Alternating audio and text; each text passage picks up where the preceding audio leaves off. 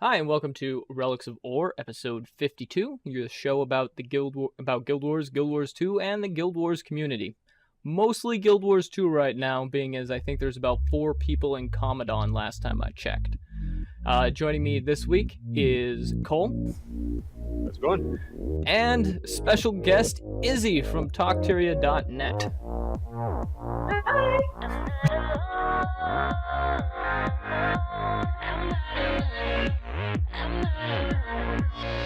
Let's go ahead and start talking about what we've been up to in Guild Wars 2 of late. Izzie, since you're new, you get to go first. Oh boy. Well, I've been doing mostly World v. World, even though I haven't hit level 80 yet. I'm a ranger, going incredibly slow. But it's been pretty fun, especially being on Jade Quarry. It's been an interesting ride, so leveling's been fun. How's Jade Quarry doing in WV Dubs?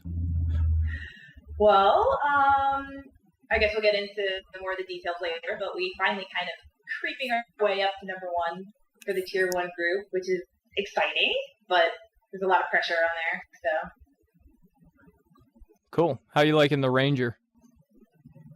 I like it a lot. It's very versatile, and it's me leveling a lot easier than when I had played an Elementalist during the beta weekend, so I'm definitely appreciating that. What pets do you run with? Definitely bear. It's that weird half hyena, half bear looking thing. It's like Arcturus, something like that. I don't know how to pronounce it. I call it Arcuno. It's like a dinosaur bear. It's very tanky. And then my other one is my black moa, which is my heritage pet. Nice. Very cool. What have you been up to, Cole? Well, first, I want to say that I got to make Loudon proud for a minute. You're having fun with Ranger? Yeah. Then you're wrong. I just had to do that. Hey, Loudon's been represented now. No, but I've actually tried the Ranger. I was doing another Night Elf Raid Pro video. It was more fun than I expected. That's the most concession you'll get out of me. Okay? Oh, okay. Moving on. I actually have done a lot of explorable mode dungeons this week. A ton of them. Mostly the Crucible of Eternity, because I think Christian really wants a lot of the gear out of there. Yeah, that sucks. That special agent, Subject Alpha. Yeah, Subject. I'm gonna make that leap. He sucks. If you are just planning on farming the little tokens or whatever, you should probably go the submarine route. It's not simple or easy, but it's a whole lot easier, at least, if your melee just stay in close. The other routes, the damn guy puts down all these AoEs that's just like, it's all over the room. So it's like, usually you see red rings and you're like, I'm going to dodge out of the red rings. Well, you see a red ring and you start looking and there are red rings and they're just all overlapped. You're like, well, I can't dodge out of this crap. So instead, what you have to do is you have to time it. So once I see all these rings, it's like 1, 2, dodge. And so you're in the middle of a dodge. You're not getting out of anything, but because you're dodging, you'll evade all of it. If you don't get that just right, you're one-shotted. It's a whole lot of fun, Christian. And then, we did Twilight Arbor. Whenever people say anybody want to do Twilight, I want to make a joke about Edward and Bella. And then, pretty much all the others. I still want to do Araz explorable mode.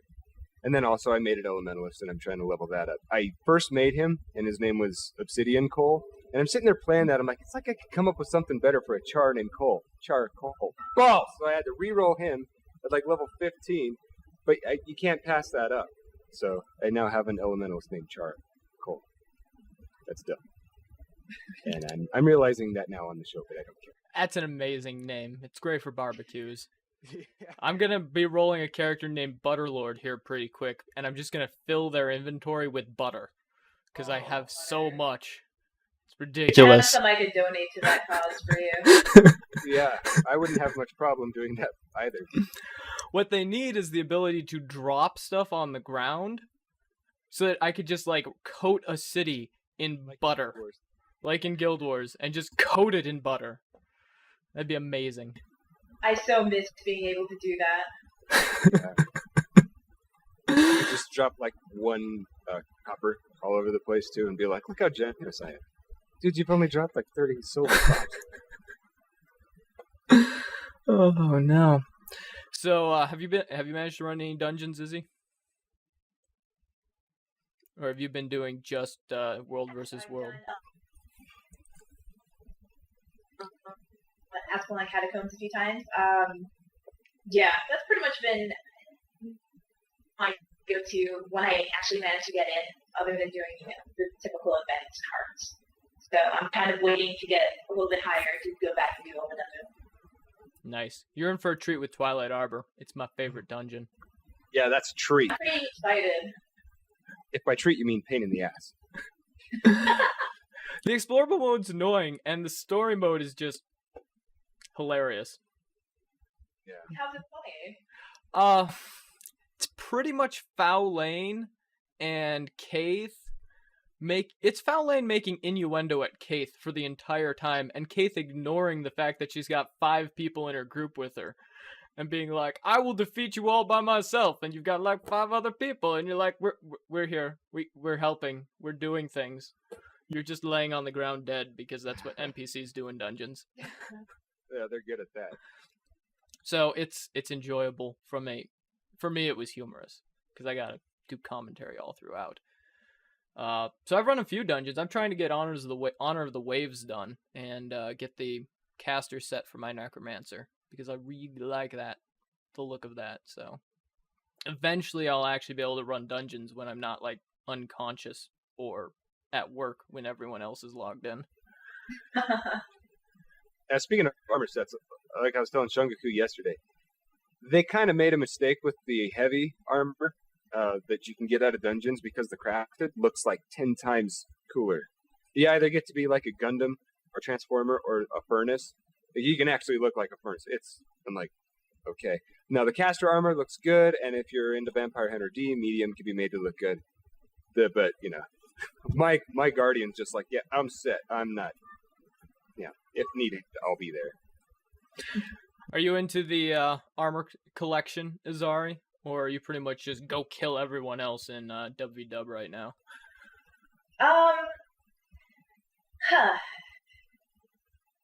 It's, I don't know. I've been trying to do map completion, and I've always kind of really liked PvE, but for some reason, I'm just not feeling it too much in Guild Wars 2. I don't know why. I can relate to that, actually. Yeah, like, it's really fun, and when I get into a really good dynamic event chain, that's just like, my mind was just recently blown, because I did the big Centaur one up in Harathi Highlands, and it was just so much fun, and you see it escalate, but as far as doing hearts, it's just like, basically kind of the same thing, and, I've just hit, I think, level 41, and at this point, I'm kind of like, Yeah, hearts are pretty rough. I found that they're most fun if you have 1 or 2 other people running with you, and then you just blitz through everything. It seems to make it go a lot more fun. PvE seems to be a social thing, oddly enough, and an MMO. It's weird. That's a trap. It seems like the dynamic events are more fun. Like, it's a good thing they're bugged too.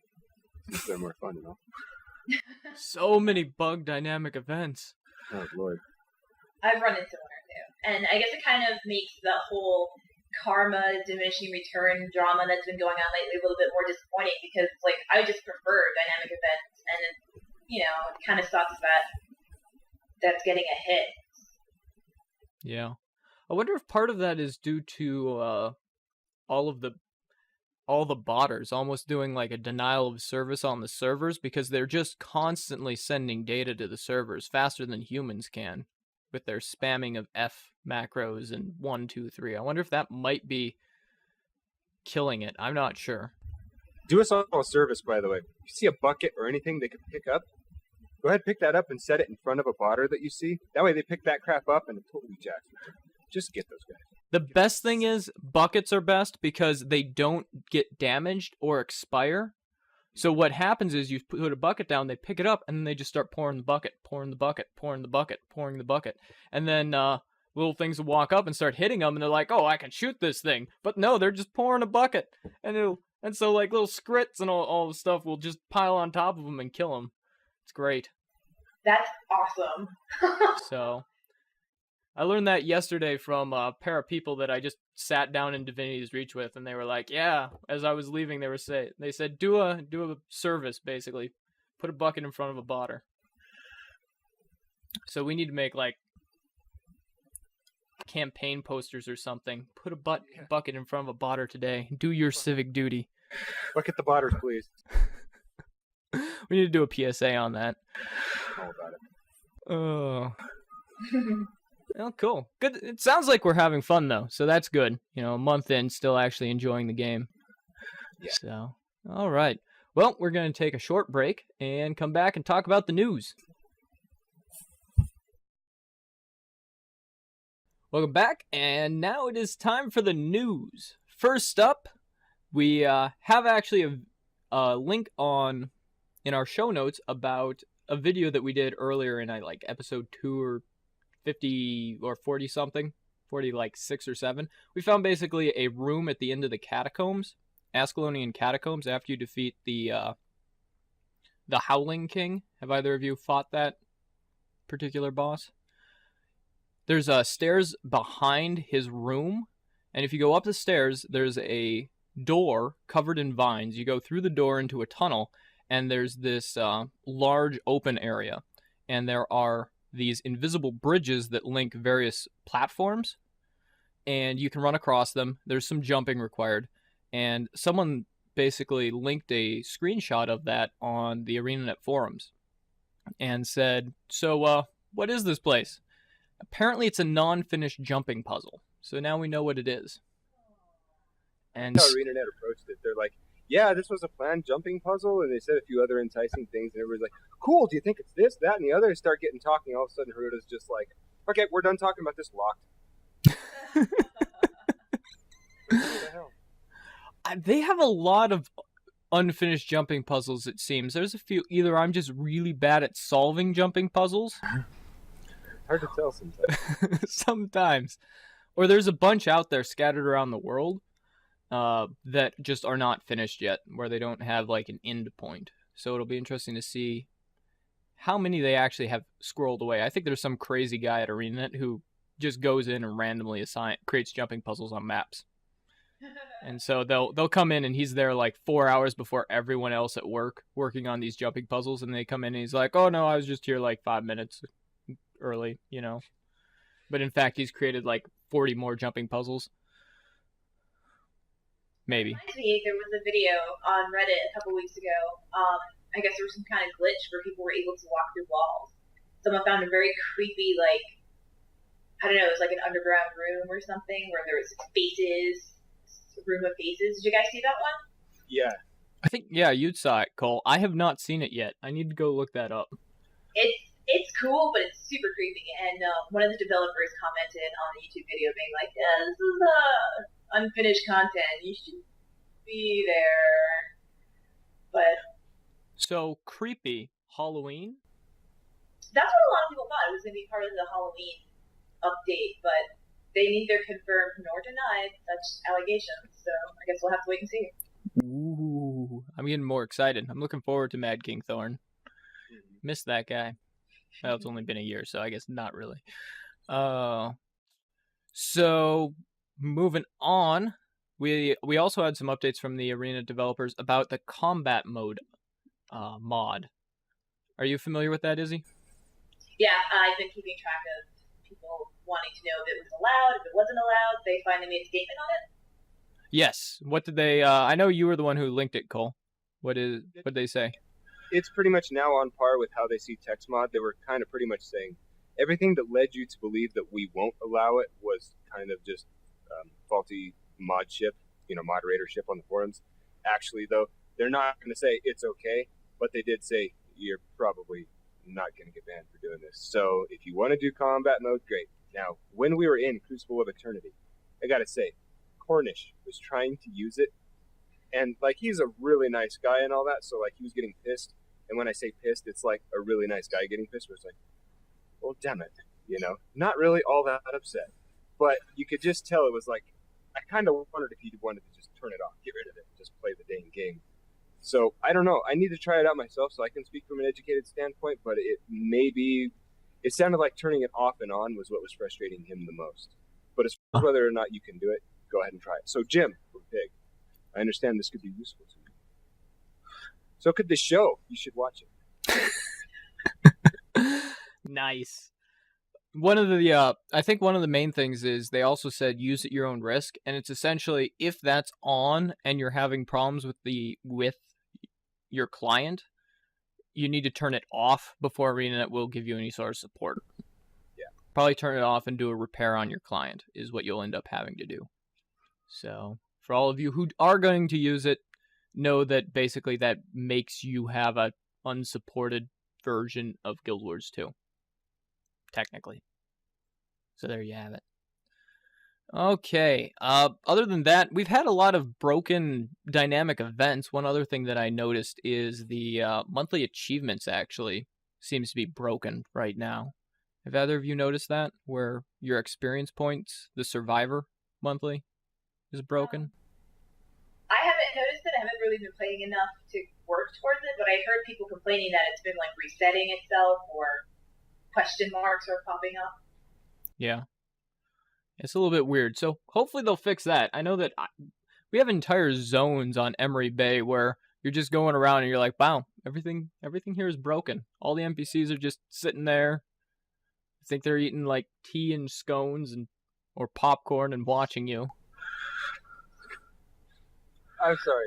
We used to do that podcast, the base roll show, and scone was like, we substituted every bad word with scones, like your mom's a scone and all that stuff. Maybe that should be a Relics of War thing from here going forward. I do like scones. I'm rather a fan. All right. Got 2 more topics to cover. We'll leave the most controversial one for last and go into the post-launch development plan. Do you want to summarize that for us, Ryan? Yeah. On top of holidays, they're going to have a lot of teams involved, so I just started reading the notes, and then I was like, this is going to sound totally scripted. They have a lot of teams. Like, there was the live team in Guild Wars where you had people like, what was his name? John Stummy? Yeah, there was John Stummy, and then there was Joe. Oh, Joe. Why am I forgetting his name? Totally drawing a blank. Joe, I'm sorry. I'm drinking wine at the moment. Please forgive me. So there's like, they had that whole live team. It was like 16, 18 people. And there's like 10 times that many people are going to be doing live team work throughout Guild Wars 2. So you're going to be seeing stuff like, let me make sure I'm not overlapping into our other topic. Good, I'm not. Let's continue. So we're going to have like a PvP team. So these guys are going to be watching the esports and the PvP. We're going to have a team that's watching live events. They'll be changing the world itself for free. You don't have to buy this stuff. In the world, stuff is going to change as you're playing. So if it's starting to feel a little monotonous right now, don't worry. It's actually a pretty dynamic world. A lot of other stuff. I'm not thinking of it off the top of my head. You got anything else? Yeah, they've got, basically, it looks like 1, 2, 3, 4, 5. I'm actually looking at the page right now. 6. They've got 7 teams, 8 teams, actually. They've got their live security team, which is the ones that are bringing us, the account authentication and getting the Google Authenticator set up. They've got the customer service, the CS live response team. So essentially your GMs and all those guys, the board moderators. Living World is an interesting one because these are the guys that will be adding events just constantly. Their job is to create dynamic events and put them in the game world and to basically increase the number of events that you see. So that'll be pretty exciting. Hopefully there'll be like hidden events and various things like that. They're probably also the people that will be expanding jumping puzzles. So that crazy guy, yeah, he's one of them. Yeah, and PvP and esports, hopefully that means that that's the team that is working on the tools for spectator mode, maybe? Cross our fingers? Oh, yeah, nice. Holidays and events. If you played Guild Wars, you'd know just how good these guys are with making really good holiday events. I haven't seen anything like it in another MMO. Yeah. Yeah, they're I holiday want to see roller beetle racing come back for Guild Wars 2. It just has to. Oh, that would be amazing. Can you imagine? Imagine if you could like pick your roller beetle and they all have different abilities. Like one has a lightning charge, like rides the lightning, and another one blinks, and all this other crazy stuff, and roller beetles dodging each other. Oh man, full collision roller beetle racing. Oh, that'd be so cool. Now the Mackin performance team. It's a shame that Christian's not here because he's one of those types. Yeah, Apple cultist. Yeah. Sorry, I'm a PC guy. It's not my fault. I like open architecture. We just started something. We probably did. So email us about that. Although I don't know, Windows 8 is like we want to be like Mac too. So who knows? I'll go with it. C'est la vie. So, but those are the guys who are going to be optimizing like graphics cards as Nvidia and AMD start releasing new graphics cards with new features. These are going to be the guys that make sure that that their code isn't necessarily causing stuff to crash and that sort of thing. So, pretty important team actually. They may also be the guys who would ultimately be looking at expanding to alternate consoles, like Xbox or Linux. And that sort of thing. I'm with the Linux part. Yeah. Well, there's that little, what's that little box that people are making that's going to be like a Linux console? Oh, yeah. Yeah, what was that thing called? Yeah. It's a little box. It's supposed to be, yeah, find that. It's basically a console. They're going to sell it like an Xbox or whatever, but it runs Linux and you install video games on it. And I don't think it has access to Steam, but there's going to be a bunch of indie games that will probably end up on it. That actually, and it's going to have mouse, keyboard, and a controller. So that'd actually be a pretty cool thing to run Guild Wars 2 on. You sure it was Linux? I thought it was Linux. But I know it's open source. Open source? Yeah. So I'll let you look that up. They've got, I really like their commerce team. I think that they've done some interesting things there, even though the economy is insane right now. Oh, yeah. The hilarious thing I've found is that botters are doing having an odd effect on the economy. Because the way that they make money is just basically dumping everything that they gather onto the trading post. What happens is they've been dumping bags on the trading post at ridiculously inexpensive prices. And so you can buy a stack of bags, 250 of these little lootable bags, for way less than the internal components actually cost. You're paying about 21 to 20 for these bags. I don't think this is an exploit. Watch, Shongoku gets banned a week later. I've been buying a lot of these bags. A lot of them. Also multi-box. What? Huh? Okay, yes. Yeah, but I'm not using software to run both characters. You're banned. You are multi-box. It's not multi-boxing until I use software to have one keyboard control two characters. I have to Alt-Tab. Me and Swashbuckler Dan, though, we have to give you hell, and I'm doing some service right here. By the way, I found your console. Yeah? You know what it's called? What's it called? You ever watch Despicable Me? I did not. Okay. The bad guy's name was Vector, and he'd always go, "Oh yeah!" That's what it's called. O-U-Y-A. I think that's how you pronounce it. Oh yeah. Oh yeah? I don't know. But it's an open source gaming console. It's starting to look like it's not Linux based. Oh. But you can look that up. O-U-Y-A. There you go. Oh yeah. Yeah. Ooh yeah? Ooh yeah. Oh yeah. I don't know. Anyways, now that we've had strange pronunciations on the show, And you're dead. and I'm banned, so I've been buying a ton of these bags and then opening them up, and then I've been sending a bunch of the components to my alt to craft, but then I've also been selling a bunch on the auction house. And the profit's not huge. It's not like I've made 100 gold off of this. I've made maybe 50 silver. So, but hey, it keeps the amount of money you have up when you're dying constantly in dungeons and such. I'm kidding. So, and we'll get back to a little bit more of that later because there's some interesting things about the holiday team that I'd like to get back to in Speculator's Corner. But we're going to move on to our last part of the news, which is about world versus world and some of the issues that we've been having. And Izzie is in a wonderful position to actually tell us all about it. Oh boy. I've been in twice. Well, where to start? There's a lot to it, so I'm just kind of briefly go through the major points. This past Wednesday, one of the top guilds on Henja Ravi, which, in case you guys weren't aware, was the #1 guild for World v. World, decided they were going to leave Guild Wars 2.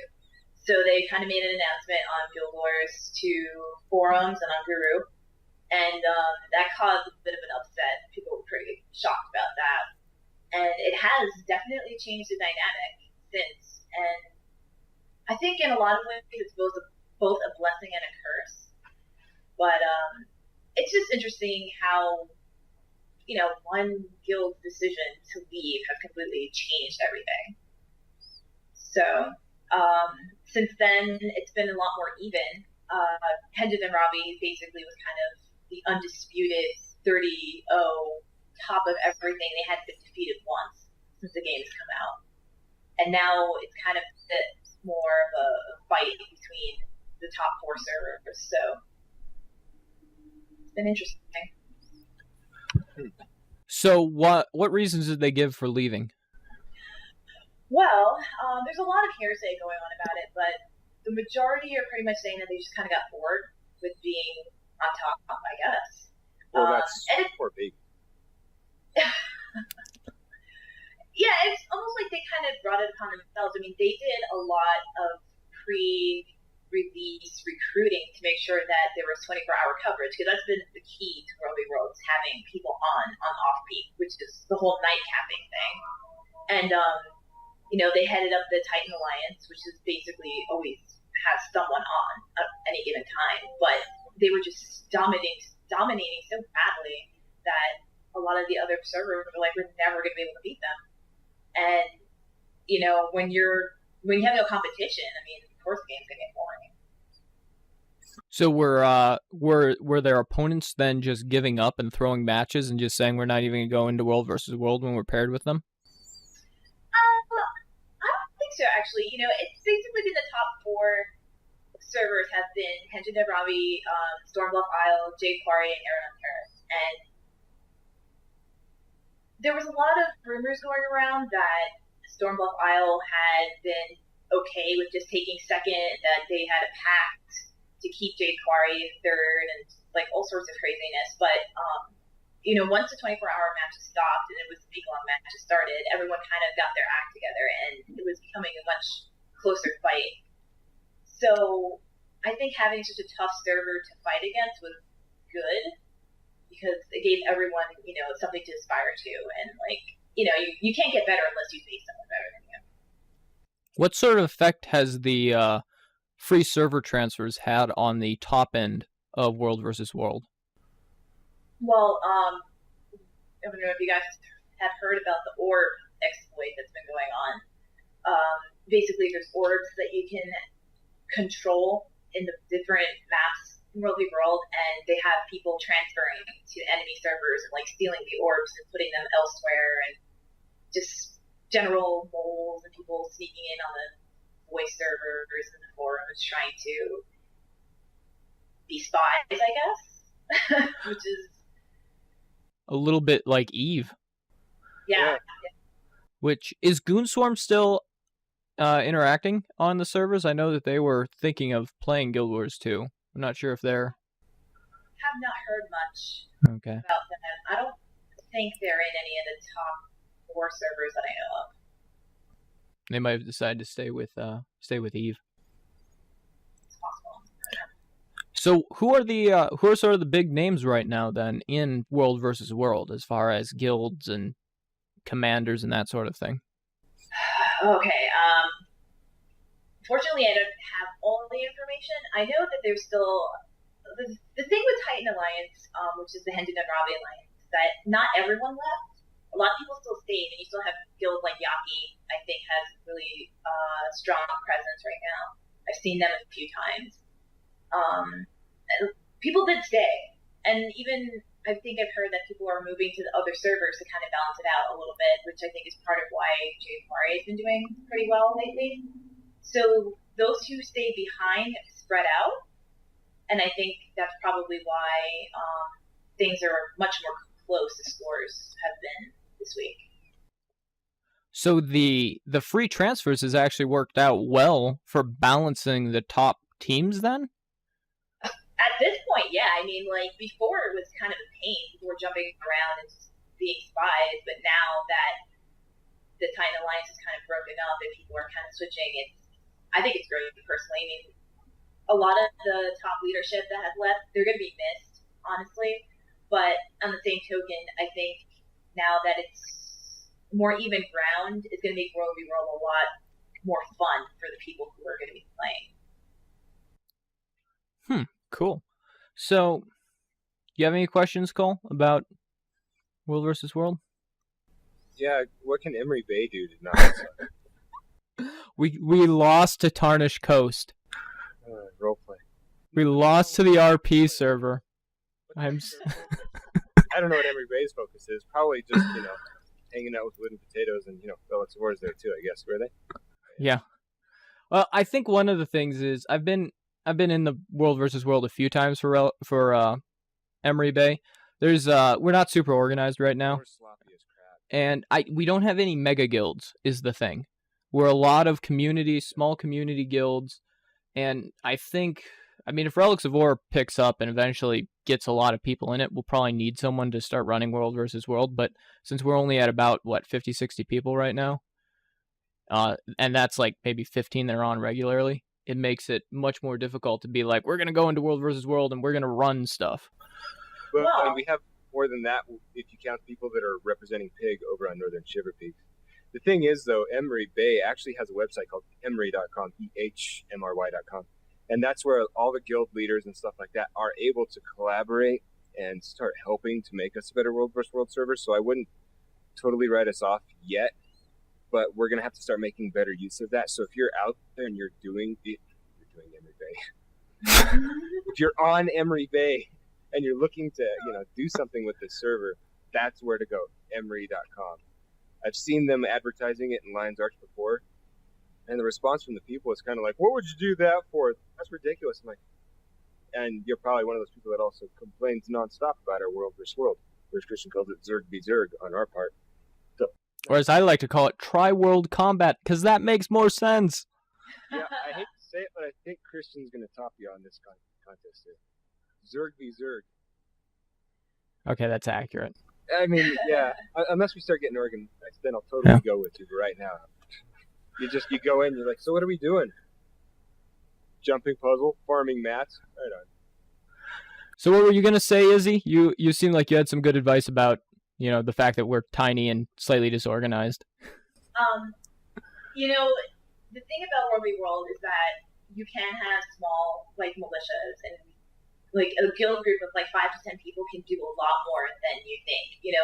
Cutting off supplies, taking supply points, just scouting even, telling people, when you have a mega guild or an organized Zerg, being like, hey, you guys, you need to go here, they're building siege weapons here, or whatever. I think people don't really realize how important it is to have small groups outside of the Zerg. So even if you can just get your little Relics of War group to do small little tasks, that can make a huge difference. So, set up for initiative for that. Yeah. How important do you think the mega guilds are then for World versus World in the mid range or even in the upper range of World versus World? Honestly, it depends on your opponents. If you have people who one of Jay Clary's biggest problems when we first started was that we just had this really bad habit of throwing ourselves at Garrison, for instance, in the Borderlands, and just zerging their walls completely with no weapons or anything like that. And if you're a guild and you can take advantage of that, you can sneak up behind the Zerg and completely take them unawares. Having the income to build a lot of the things, because World v. World is expensive. If you really want to get all the weapons and the blueprints and, the armor repair, which is a whole other controversy, but,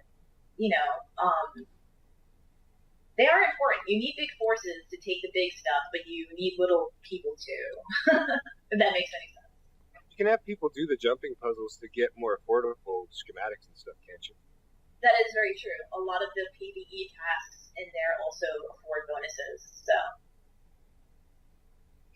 Yeah, I know. I had a lot of fun the other night running around with it was my necromancer and Azura, and we were just booking around the centaurs in the Borderlands, the northeast part of the Borderlands. We were just killing centaurs. Then we killed the veteran that showed up, and I think we got a bunch of allies or something fighting alongside us at that point, or whatever happens when you take that lumber camp, which was kind of fun.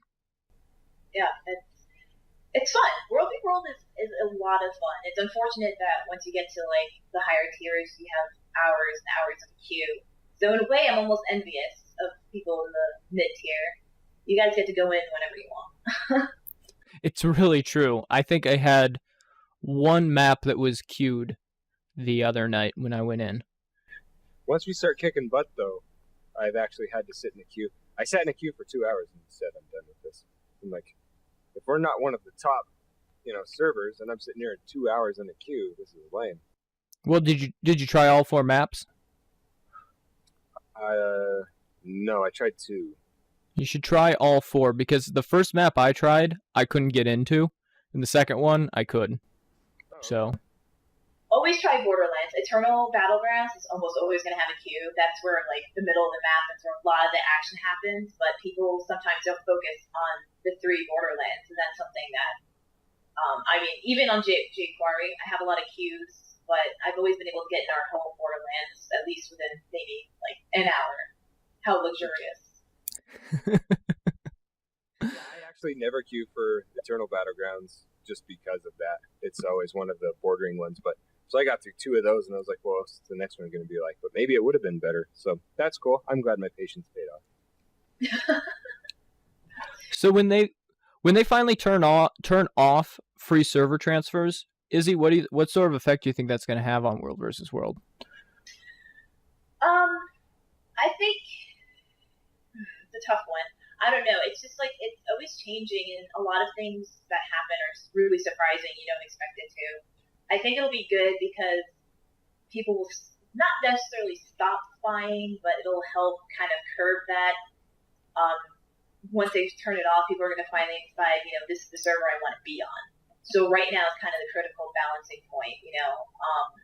People are still swapping, trying to figure out if they want to be in a top server, if they want to be in a mid tier so that they can get in more.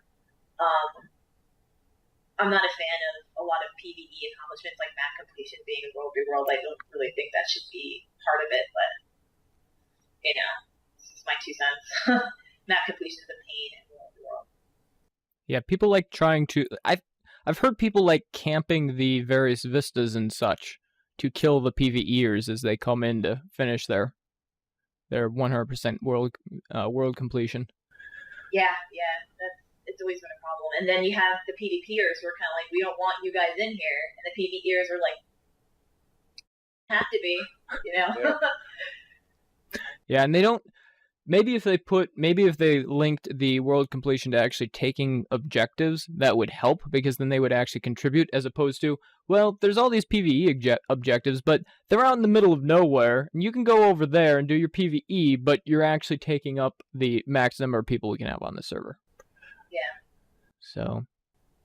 It's a weird dynamic. I think World v. World is probably going to be in queue for some kind of overhaul in the future. Probably not the near future, but there's a lot of stuff that needs to change about it, I think, personally. And I think ArenaNet's aware of that. People are talking about it and voicing their troubles with it. So it's going to be ever-changing, that's for sure. Now, one last question, and then we'll take a break. But do you think that they're ever going to change the Borderlands from 3 mirrors? I know that they were talking about that pre-launch. Is there any sign of that anywhere as far as them getting the non-mirrored maps in? Oh, can you repeat that? I didn't really. In World vs. World, the Borderlands are all mirrors. Is there any sign of them eventually going to the non-mirrored that they mentioned happening or getting prepared for in pre-launch? Oh, yeah, definitely think so. they have a very strong dedication to making sure that the game stays fresh and things change. And for sure, they wanted to make sure that they had something functional for release. But I definitely think that they're going to want to upgrade it and give it a makeover. And that would be amazing, honestly, to see each one be a little bit different, have something new and fresh. So I think they will, and I have high hopes for that. Cool. All right. Well, we're going to take a short break, and we'll be right back to speculate about a whole bunch of really awesome stuff. All right. Welcome back, and it is time for Speculator's Corner. We're going to start with Cole telling us about the Sylvari and some of the theories about where they came from. Yes. So I was on the subreddit for Guild Wars 2 reading along.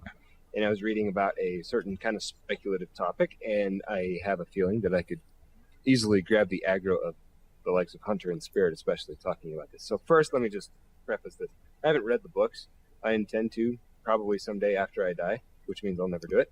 But I know enough to be dangerous, I guess. Actually, when people say that at work to me, like I do CAD, they'll be like, I know enough to be dangerous. I'm like, yeah, you suck then.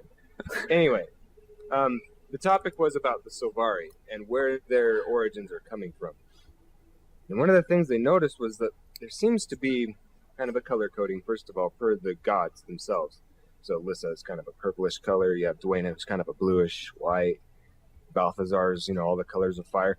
Anyway, you also notice kind of a similar thing going on with the dragons. So Krakatork, kind of purple, so on and so forth. So they were starting to line up these things. They're also talking about how if there's a minion of a dragon, for some reason they cannot be corrupted by another dragon.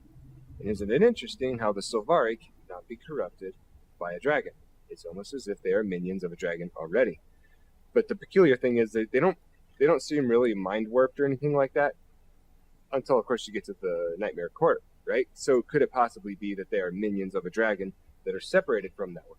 Or are they minions of a dragon that is benevolent? Because you have stuff like Glint to speculate on and all that. Could this be the dragon that would have more to do with Melandru because they're plantish and earthy? So there's a lot of speculation I saw going on about this. Could amount to nothing, but nonetheless, it was really interesting to read about. Also, apparently in the Sylvari story, you discover, I think we talked about this last week, that there is a second pale tree, or a second tree. There's more than one. And a Sylvari basically washes up on the shore, says, "What up? You guys are not from the same tree as me." What's the dream? Huh? What? Huh? And yeah. So there's a few theories. I'm gonna go with the secret world theory that they are like the bees. Have any of you guys played the Secret World? Man, that's what happens when a game only sells 200,000 copies. It's really sad. It's an amazing game. If you like adventure games and MMOs, it's pretty much like go-to, but it's a sub game, so a little bit sad there. Anyways, it could be like Sylvari could be finish sentences now. So Sylvari could be like the immune system of Tyria. Could be a theory. And the dragons are a latent disease that basically came back awake and needs to be dealt with. Is a possibility. Or my favorite, that they're basically the gods' nuke. And that the six gods are like, we're going to make a species that specializes in killing dragons and go. So you think like their pure purpose is just to defeat the dragons? If that were the case, what happens to them after all the dragons are defeated, if they are? Permadeath for all Sylvari characters. That's mean. That would be terrible. Pretty jacked up. Oh, you've fulfilled your purpose. Tree's going away. That, or they could just stay around as like hunter T cells that specialize in it, and dragons exist out in the multiverse or in space, and there could be more that show up, and so they just stay around. Yeah, that would be cool. I hesitate to draw this parallel, but the dragons do somewhat remind me of Cthulhu and company from World of Warcraft.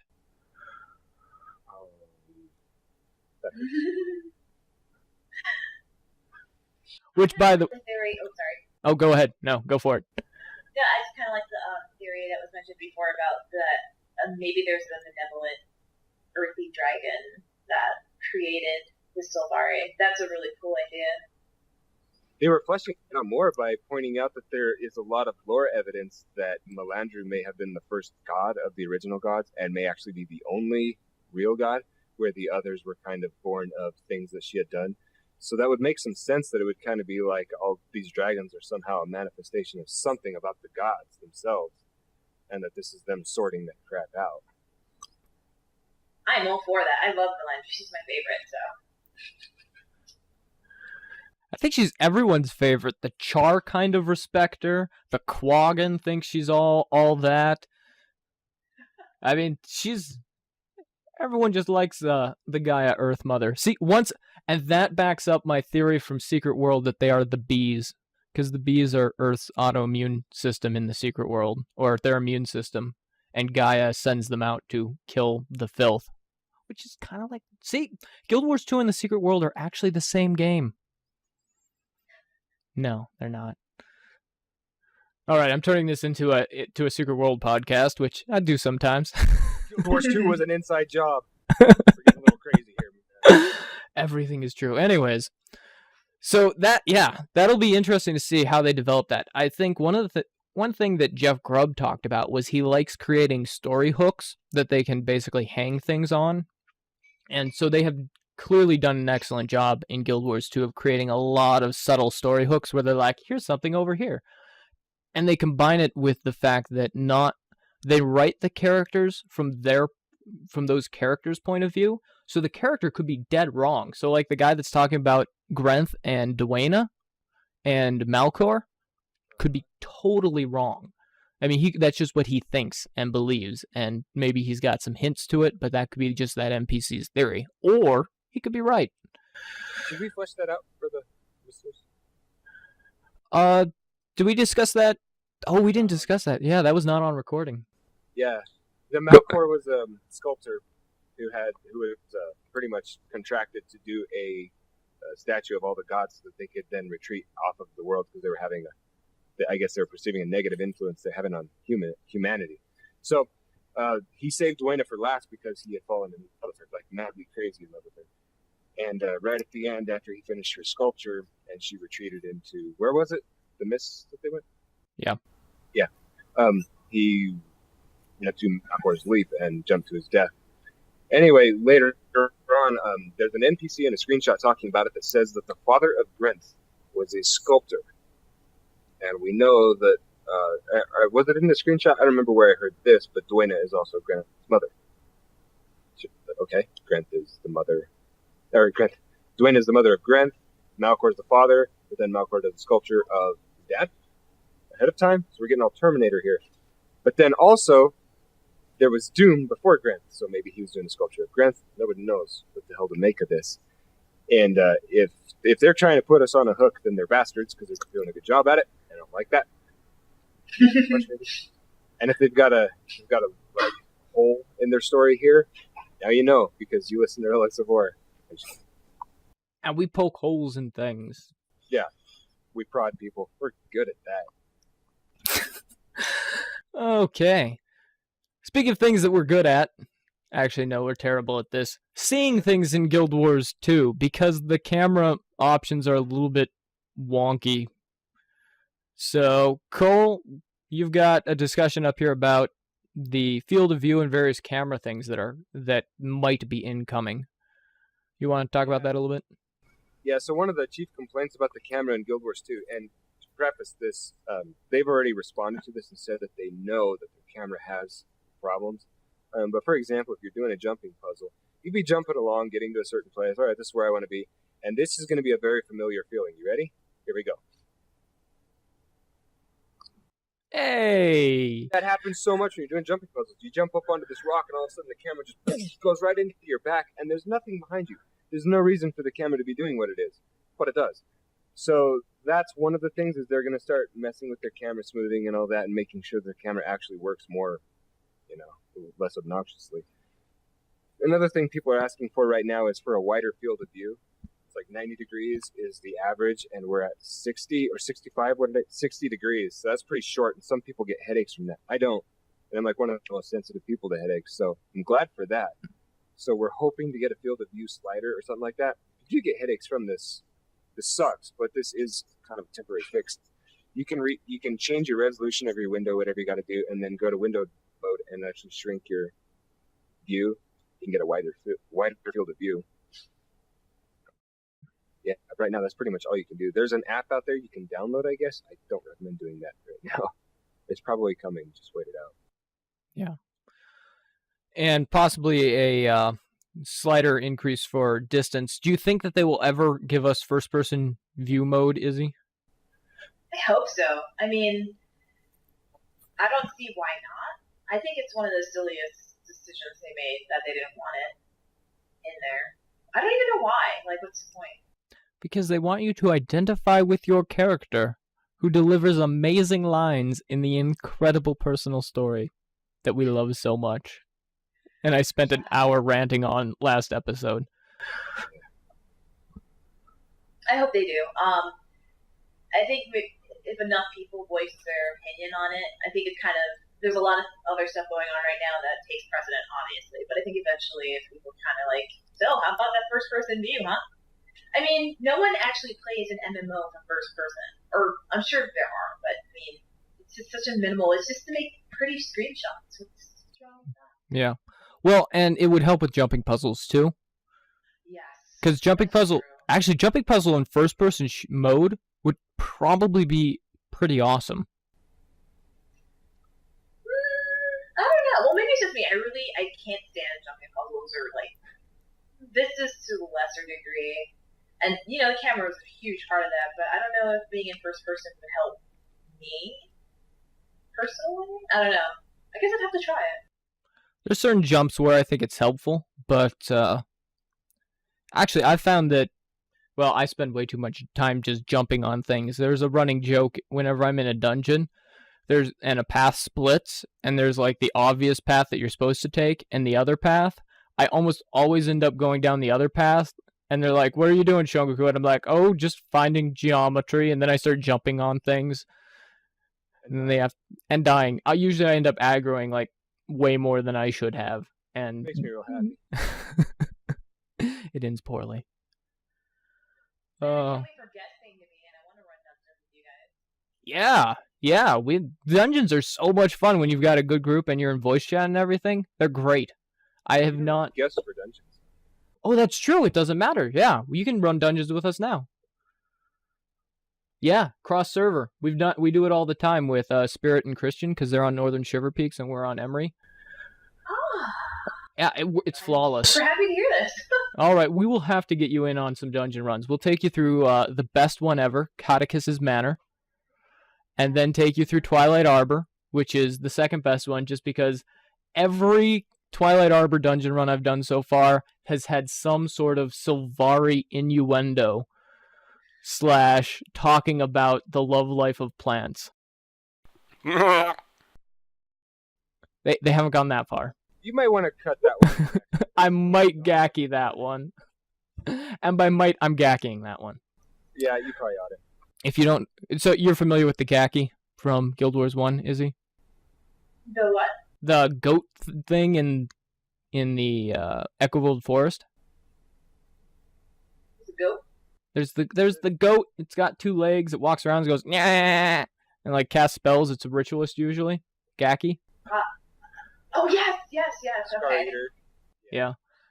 By the way, Cole, you are frozen in the best expression ever.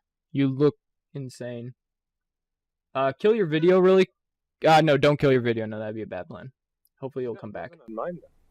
It's weird. You are totally frozen ours. Okay, anyways. So yeah, gackies. We'll just apply gacky noises to that. But, all right. And I think we will stop speculation here. There's some more stuff that I'd like to talk about, but I'm going to pause for a second and see if we can get Cole's video working, and then we'll be back. And we'll be discussing Cole pro tips. We'll do one more Speculator's Corner and go on to the bar brawl.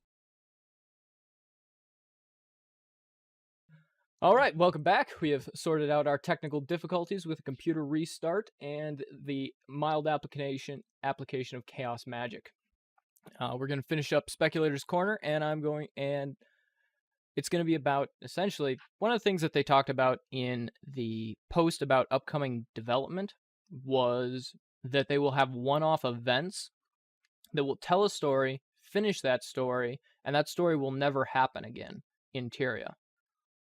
And there'll be various like group events where people have to come together and complete tasks all over the world to finish this story and things like that. The interesting thing is they seem to suggest that there's the possibility that that can change the world in significant ways. And I'm thinking that probably one of the first one-off events we're going to see, or maybe as we get closer to our first expansion, is the purification of ore. Essentially removing all of the risen from ore and replacing them with NPCs and starting to farm the place and that sort of thing. I think that could be interesting. I have a nomination for the first new king of ore. Tactician Cole? Damn right. Sylvari king. Man, that'd be so sweet. Yeah. It's a long shot. Well, he's been there the longest. He really knows his constituency because he's been there, he's been at the gates. So he knows the city, he knows the layout. He keeps turning undead though, and you have to fight him. Yeah. Well, see, but he understands the plight of the people who have been there because of how often he has turned undead and have to be killed. That's true. How does he become undead? Hey, what the hell? Can Sylvari then be undead risen? They just can't be corrupted? There's something's funky about this because he's a Sylvari NPC and he's been corrupted. Did my NPC just bust the game? Am I making sense? Or am I just random? No, maybe he's from a different tree that can get corrupted. I don't know. So, this is jacked up, man. I probably shouldn't be bringing this up because they'll be like, hey, yeah, what is that? And they'll look at, delete that character. I'll be balls, I killed my character. And then he won't exist anymore. Okay. Speaking of which, how many characters do you have in game, Izzie? We were talking about that one episode where it sounded like you had like 40 or something, all in Sorrow's Embrace. That was Elizabeth. Oh, Elizabeth. Oh, I thought Izzie had one. Norn. Oh, now I feel like a terrible person. It's okay. We're hunting for her. Cry in a corner. I know you have one. I swear to God, it's got to be in there. I guess there's a ton in ore. Which you haven't been there yet, have you? No. Aha, we need to do a search for you then. We'll find it. Running around ore is no simple business. I kind of hate it. You got to have two people for it to be fun. Otherwise, it's just a slog fest. And booze. No. Because you're going to be getting pissed off. Or if it's legal. No, I'm not going to get into this. I'm from Colorado. I was going to go somewhere. I'm not. Oh. So anyways, back to finish off Speculator's Corner. What I was thinking is if they did purify ore and remove all the undead, there's one problem in that now all the content that is ore is gone. And a lot of the stuff that drops off of those undead would be gone. And so it would mess with the crafting tiers. So I was thinking that they could recreate, you know how they did the Battle of Kylo for PvP? As PvP, and they're like, oh yeah, places of great war and significance show up in the mists. Just respawn ore, pre-purified ore in the mists, and make it a 12-man elite zone. Yes. Or an 8-man. Nice in end-game Guild Wars 1. For, Domain of Anguish and that sort of thing. It seemed to solve so many issues that people had with the game in Guild Wars. I kind of feel like maybe it's what they were originally intending to do anyway, was eventually come out with kind of a 12-man content thing, but start off the way they did with Guild Wars, where it's like, we don't have raids, but then later on have something that's kind of raid-ish, like Fissure of Woe and all that. I've been talking to Loudon quite a bit myself. Anybody who's been in this community a long time knows who Loudon Swain is. If you don't, he's a guy on this wrestler movie. I'm just kidding. And what he's saying is that there are two things he misses: being able to farm some content, like good content with just one character, which is making a build. And it might take a while and a lot of specialization, but if you're good, you can farm it. So this is like good farming, not bad bot farming, you know? And then also he was talking about how just we don't need 40-man raids or any of that nonsense, but just something that you can get more people in on, and it's something you really have to arrange and get done right. And I definitely agree with that. Having a new Underworld or Fisher of Woe, I think would go a long way for this game, which could be pre-purified ore. Yeah. So we'll see what they do. It'll be interesting. I'm looking forward to finding their first one-off event and seeing what that's like, because it sounds like that's probably, well, obviously Halloween's probably going to be first, and then we'll see a one-off. I'm amazed that they're actually doing a holiday event. What, 2 months after they launched? That's pretty unusual for MMOs. Oh, really?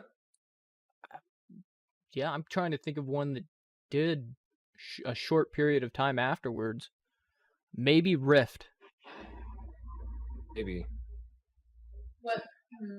That came out in the springtime, right? Last year. Yeah.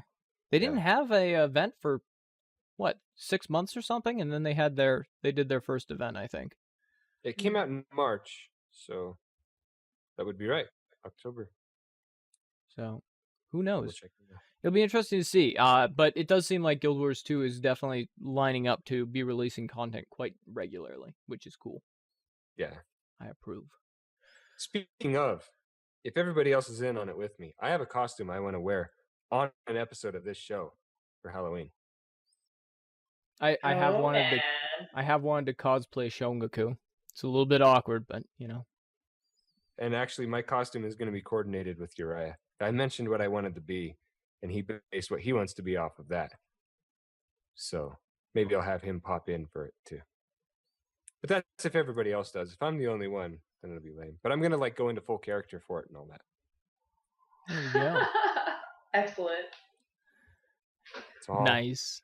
Part of the plan. There you go. There's your hint. You should have all figured it out by now. Yeah, not hard. In a nurse's outfit, though. Oh. Yeah. Okay, moving on. Pro tips. Really quick, one thing that I've noticed with a lot of people, well, a few people that I've talked to that are new to Guild Wars 2 and MOs in general, is that the first character they roll, they hate. And then they go and they play that character for a while, and they just give up after about 10 levels or something and say, this is dumb. And then they roll their second character, and now that they've learned a bunch of stuff on their first character, they start playing through, and the game starts making more sense, and they're much more successful on that second character because they're starting from 0 again, but they have all of this information. And one of the big things is that up until Ore, as far as PvE content goes, you're pretty much just playing a gigantic tutorial, and then Ore says, "Okay, you know how to play this game now. Go to it." So for a lot of people who might be getting frustrated while playing initially, roll a few other characters, find the class that clicks with you, because the class that you think will click with you may not necessarily be the class that does. Unless you're insane and you don't roll a Necromancer, just roll a Necromancer. They're amazing. And I'm biased. But yeah, find the class that clicks, and when it does, the game will get much easier and much more fun to play. Also, bring a friend, because it's way more fun with a friend. Yes. Especially if you have a significant or something like that, and they're open to play in this game, it makes the game a lot more fun. I play with my wife pretty much all the time, even though she always out-levels me, which I hate. Just because she's better at the game than you are. Well, yeah, I'm not ashamed to admit that. Yeah. I picked well. There you go. Put it like that. You did. She carries you through dungeons. It's really... Hey, I'm the guardian here. We're not going to go that far. In her life force hacks mode. You too. What's up with, by the way, people are telling me that I should be seeing a difference in color when a necromancer goes into their little life force thingamajig. And I'm on my guardian, so I base when I'm going to do my supportive stuff off of what everyone's health bars are going to do. And I've gone into a dungeon with 3 necros. It was Lacey, you, and somebody else. And I was like, I don't know what to do about this, because everybody's health bars are all over the damn place. Sometimes someone's going way down, and I'm turning around to Lacey. I'm like, you actually dying? And she's like, yes. And then she goes down. Well, that would have been freaking peachy to know. So they're saying that there should be a different color for the health bar. It doesn't do that for me at all. There's not even a slightly different tint. So if anybody has any tips on that or something, it would help me so damn much, because it frustrates me. Put your answers in the comments below. Yes. We read them. Necromancer's healer woes. Or healing necromancers. Down there below Azari, who's down in the lower quadrant. You've got some websites that you would like to recommend. Izzy, which ones would you like to highlight?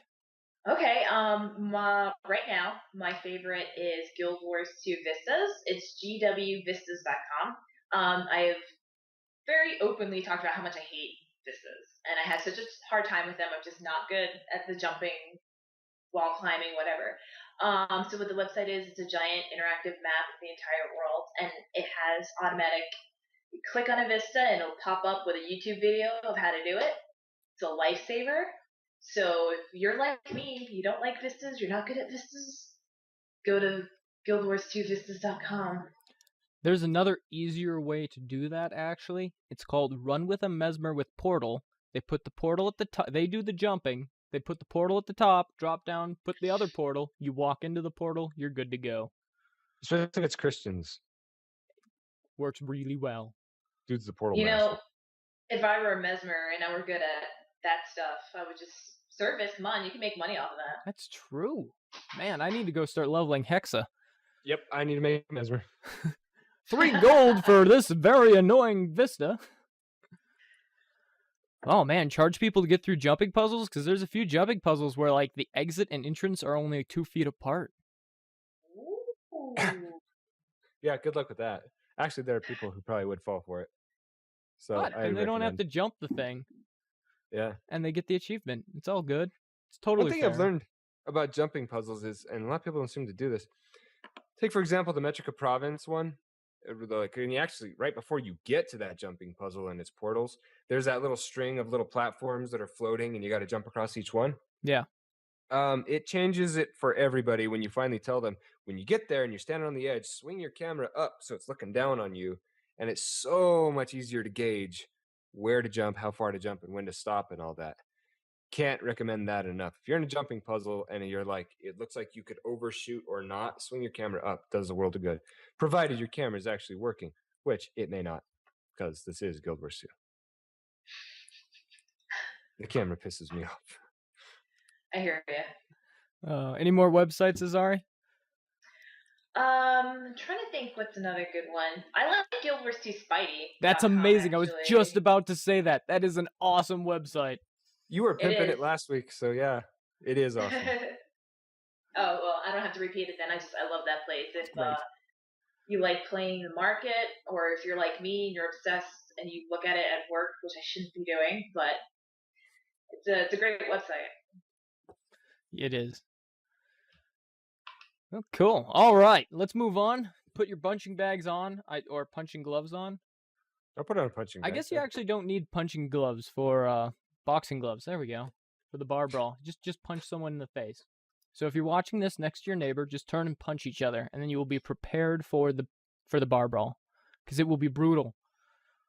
Maybe, I don't know. I'm a fairly nice person, so I'll try not to break too many ribs on other people. Specifically, the question this week is, does Guild Wars 2 need long-term goals beyond legendaries? I think it needs content beyond legendaries that are difficult to do and that take more to do. I sympathize with what they're doing. They're trying to make it so that you don't need to get much more beyond rares or exotics to do the content.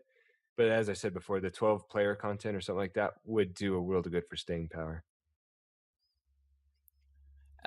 As far as in World versus World, do you think that has Izzy? Does that have a lot of staying power as far as long-term goals, or do you think that it's more short-term, especially with how quickly keeps and stuff can switch hands?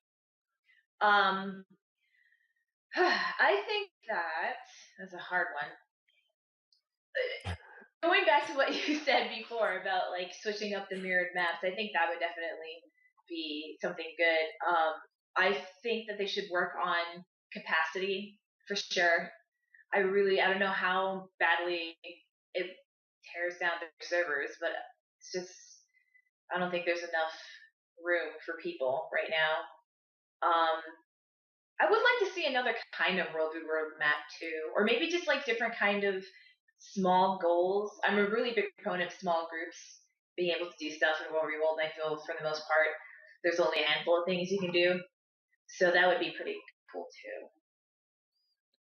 One thing that I've always, and a lot of people will probably hate me for this, I kind of like the idea of having Farmville or like Castleville or something where it's a long-term building project See you later. in a game. Not Bye. necessarily the pay for clicking, like the cow clicker, I'm but gone. more like you're building something over time. Oh, I almost clicked to hang up. I seriously almost did it just now. But you didn't. Whew. I had said, thought Man, better of you it. really do not like it when someone mentions Farmville. No.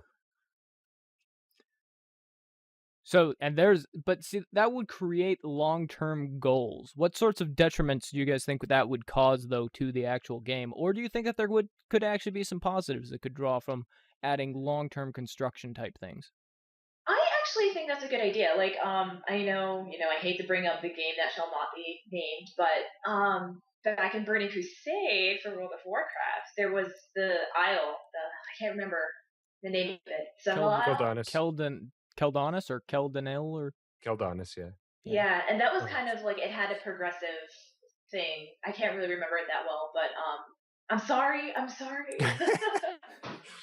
But I would think, for instance, there's Divinity's Reach, and it has that whole section that's completely like been bombed or whatever.